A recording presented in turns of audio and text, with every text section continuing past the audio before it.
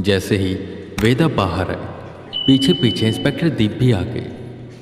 उन्होंने वेदा की तरफ देखा तो वेदा काफ़ी घबराए और काफ़ी डरे हुए लग रहे थे। इतना घबराया और इतना डरा वेदा को दीप ने पहली बार देखा था। वेदा, क्या हुआ? तुम ऐसे बाहर आ गए? क्या बोल रहा था वो संजय? तुमने क्या महसूस किया अंदर? क्या देखा उसके पास? दीप ने पूछा, जिस पर वेदा दीप को बस उसके साथ चलने का इशारा करते हैं। वो दोनों पुलिस स्टेशन के बाहर निकले और सामने लगी थी चाय की टपरी, वहां पर बैठ गए। वहां वेदा ने 2 कप चाय मंगवाई। वेदा बस चुपचाप बैठे कुछ सोच रहे थे और दीप उलझन में था कि आखिर वेदा को हो क्या गया है, वेदा ऐसे बर्ताव क्यों कर रही। चाय आई। इंस्पेक्टर दीप ने चाय उठाई। वेदा ने चाय उठाई और एक चुस्की लेकर वेदा बोले, इंस्पेक्टर, ये संजय नहीं है। ये सुन दीप एकदम से हिल गए। ये संजय नहीं है? वेदा, इसका क्या मतलब है? उसका पासपोर्ट, ड्राइविंग लाइसेंस, आधार कार्ड, सब में फोटो, ब्लड ग्रुप, यहां तक कि फिंगरप्रिंट भी सेम है। यार वो संजय ही है। वेदा ने चाय खत्म करी और कप डस्टबिन में फेंकते हुए बोले, दीप, ये संजय का शरीर है पर संजय अंदर नहीं है। दीप को कुछ भी समझ नहीं आ रहा था। वेदा, ऐसे कैसे हो सकता है? मुझे लगता है वो हमसे झूठ बोल रहे हैं ताकि जुर्म से बच सके। वो भी यही कह रहा था कि वो जो चौथा आदमी मरा है वो मैं हूं और ये जो है वो संजय नहीं है, वो मैं हूं। मतलब कितनी कंफ्यूजन है यहाँ पर। और अगर यही बात मैं जाकर ना डीएसपी साहब को बताऊंगा तो देंगे मेरे पीछे एक लात और भगा देंगे मुझे। कुछ लॉजिकल बात बताओ यार। दीप ने चाय खत्म की और वो कप फेंकने ही जा रहे थे कि वेदा ने वो कप मांगा। इसमें अभी क्या था? वेदा ने पूछा। हैरान होते हुए दीप जवाब देते हैं, चाय थी और क्या। वेदा ने कप में बची चाय की 1-2 बूंदों को जमीन पर गिरा दिया और दीप को वो कप दिखाते हुए वो पूछते हैं, अब इसमें क्या है? दीप ने किलसते हुए कहा, अब इसमें कुछ भी नहीं है, ये खाली है। पर वेदा, तुम कहना क्या चाहते हो इससे? वेदा टपरी वाले के पास गए। उन्होंने थोड़ा पानी लिया जो उस कप में डाला और दीप के पास आए। इंस्पेक्टर, अब इसमें क्या है? दीप अब बहुत ज़्यादा चिढ़ गए और उठते हुए बोले, अब इसके अंदर पानी है। आखिर तुम इसे साबित क्या करना चाहते हो? आगे संजय मेरा दिमाग खराब करा रहा है और वेदा तुम अलग सी बातें करते हो। जिस पर वेदा मुस्कुराए, कप से पानी फेंका और कप दिखाते हुए बोले, मान लो ये कप संजय का शरीर है, इसमें पहले चाय थी, यानी कि संजय की आत्मा। अब कोई एक शख्स आया, उसने संजय को मारा तो हमने चाय के कप को पूरा खाली कर दिया, तो अब ये कप पूरा खाली हो गया। और उसी समय मान लो हमने इसमें पानी डाल दिया, यानी कि किसी दूसरे शख्स की आत्मा। कप तो वही है, बस अंदर का सामान बदल रहा है। ठीक वैसे ही संजय का शरीर तो है पर उसमें आत्मा संजय की नहीं है। दीप माथा खुजाने लगे। उन्हें कुछ कुछ बातें समझ आ गई, पर ये पॉसिबल कैसे हो सकता है, ये दीप को समझ ही नहीं आ रहा था। और आता भी कैसे, क्योंकि विज्ञान की नज़र में ये सब नामुमकिन है।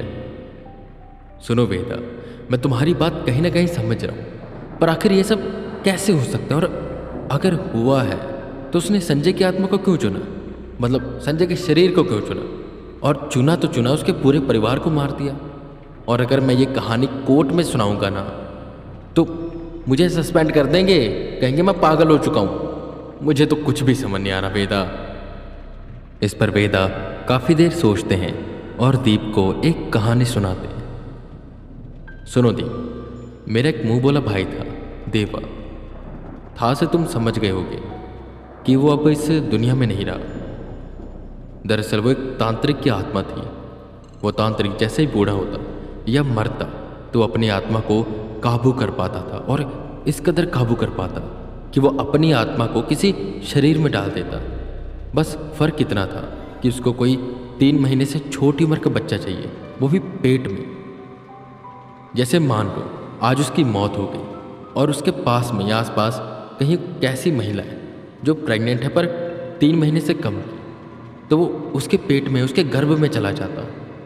तो जब डिलीवरी होती, वो जो बच्चा आता, वो होता तो उनका बच्चा वो नया शरीर होता, पर जो आत्मा थी वो उसी तांत्रिक की थी।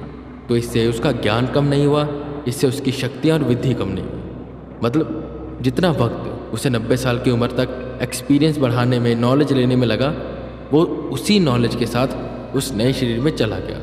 और रही बात इसकी, जिसे हम संजय कहेंगे अभी, तो हो सकता है कि इसे जवान शरीर चाहिए हो, तो वो उसे मारकर अपनी आत्मा उसके अंदर डाल देता था। वैसे उस चौथी लाश की उम्र क्या थी? इंस्पेक्टर दीप थोड़ी देर सोचते हैं और कहते हैं, उम्र उसकी शायद 65 के आसपास। वेदा ये सुन गहरी सोच में डूब गए। हाँ, मेरा शक सही था, तो उसे शरीर जवान चाहिए। हो सकता है उसके पास कोई ऐसी विद्धि हो जिसके लिए उसे जवान शरीर ही चाहिए होगा, और वो भी मर्द का। अब रही बात ये कि इसने संजय को क्यों चुना और इसके परिवार को क्यों मारा, और इसकी लाश बाथरूम में कैसे मिली, तो इन सवालों के जवाब तो वही दे पाएगा। और मैं इतना ताकतवर नहीं हूँ भी कि मैं उससे आके भिड़ सकूँ। बात करेंगे, देखेंगे, शायद हमारी मदद करे, बता दे कुछ। बाकी मुझे वो टेढ़ा इंसान लग रहा है। मैं तो भी इतनी सलाह दूंगा कि कोई भी उसके पास ना जाए, तुम तो खास कर। और ये धागा दे रहा हूँ, ये मंत्र बाधित है, सबको पहना देना, इससे तुम सबको कुछ होगा नहीं। अभी के लिए मुझे थोड़ा वक्त चाहिए। वेदा इतना बोल उठे कि दीप बोले, वेदा मैं तुम्हारी बात को समझ रहा हूँ, पर हेडक्वार्टर्स मुझसे रोज पूछती है कि केस कहाँ तक पहुँचा। ऊपर से मीडिया वालों का अलग ही डंडा है, जब देखो पुलिस वालों पे सवाल उठाएंगे। पुलिस ने अब तक कुछ क्यों नहीं किया, गुनहगार नहीं पकड़ा, सजा नहीं दी, ये नहीं किया। भारत की पुलिस सो रही है। अब उन्हें कौन बताए कि न्यूज़ उठाकर सवाल करना आसान है, पर ऑन फील्ड काम करना मुश्किल। इसलिए जल्दी कुछ करो वेदा। वेदा हाँ में सिर हिलाते हैं और वहीं बरेली में एक रूम को बुक कर लेते हैं, क्योंकि उन्हें पता था कि यहाँ पर उन्हें 2 से 3 दिन लगने वाले हैं। वेदा रूम में पहुंचे। सोचते सोचते रात हो गई। वो बेड पर लेटे बस सोच ही रहे थे कि क्या करूं क्या नहीं, कि तभी उन्हें एक पावर सेंस हुई। वेदा एकदम से खड़े हुए। उन्हें डर लग रहा था। उन्हें यह लग रहा था कि कहीं संजय ने तो उनके पीछे कोई आत्मा नहीं भेजती। वो यहाँ वहाँ देख ही रहे थे कि तभी उनके कंधे पर किसने हाथ रखा। वेदा की सांस एकदम से अटक गई। उन्होंने पलट कर देखा तो पीछे बेताल खड़ा था। अरे आप! अचानक से आ गए आप, तो डरा दिया मुझे, वेदा ने कहा, जिस पर वो बेताल बेड पर कूदते हुए बोला, क्या वेदांत, मैं तुम्हें दिल से ताकतवर बना रहा हूँ। जिस रास्ते पर जा रहे हो ना तुम, उसके लिए तुम्हें मजबूत होना जरूरी है। वेदा बिखरी सांसें बटोर कुर्सी पर बैठते हैं और कहते हैं, अचानक आना हुआ, कोई बात? जिस पर बेताल हंसते हुए कहते हैं, हाँ वेदांत, शाबाशी देने आया हूँ। मुझे तो पता ही नहीं था कि तुम इतने ताकतवर हो। तुमने अकेले ही उस कालराज को हरा दिया और उसकी दुनिया को खत्म कर दिया, और साथ ही साथ वो ट्रेन भी जो हमने उसकी दुनिया में भेजी थी। कमाल कर दिया वेदांत। ये सुन वेदा एकदम से खड़े हुए। वो हैरान थे, क्योंकि उन्होंने तो ऐसा कुछ भी नहीं किया था, और वह भी इतने सक्षम थे भी नहीं कि ये सब कर सके। तो ये किसने किया? क्या? नहीं, मैंने ये सब नहीं किया। मैं तो भी तैयार ही नहीं हूँ कालराज से लड़ने के लिए। उसकी दुनिया को ख़त्म करना मेरे बस की बात नहीं अभी। ये सुन बेताल भी हैरान हो गया कि अगर वेदा ने ये नहीं किया तो कौन है ये जो वेदा से भी ज़्यादा ताकतवर है? वेदांत, ये कैसे हो सकता है? तुमसे ज़्यादा ताकतवर इंसान कौन है? क्योंकि ये ना तो देवताओं का काम है, ना ही बुरी ताकतों का। ये किसी इंसान का काम है। कौन है ऐसा जो अकेला आया, उसने कालराज को तो हराया, उसकी दुनिया को खत्म कर दिया? वेदा गहरी सोच में डूब गए, और वो चिंतित भी काफ़ी थे, क्योंकि उस दुनिया में काफ़ी आत्माएं कैद थी जो मुक्ति चाहती थी, और वेदा ने वादा किया था कि वह उन सबको मुक्ति दिलाएंगे। उन कैद आत्माओं का क्या हुआ?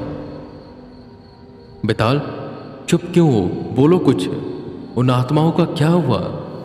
बेताल ने एकदम से कहा। वेदांत, मुझे लगा तुम उन आत्माओं को ले गए हो मुक्त कराने, क्योंकि वहां पर कोई आत्मा थी ही नहीं। पर जब मुझे पता लग रहा कि वो सब तुमने नहीं किया, तो मैं खुद चिंतित हूं कि वो आत्माएं कहां पर गई, कौन उन्हें लेकर गया और क्या करेगा उनके साथ। वेदा भी सोच सोच कर डर रहे थे कि ऐसा कौन आ गया है जो उनसे भी ज़्यादा ताकतवर है, और कौन है वो जिसने उस कालराज को हराकर उन सारी आत्माओं को अपने कब्जे में कर लिया। और ज़्यादा चिंता की बात यह भी थी कि वो उन आत्माओं के साथ आखिर करेगा क्या।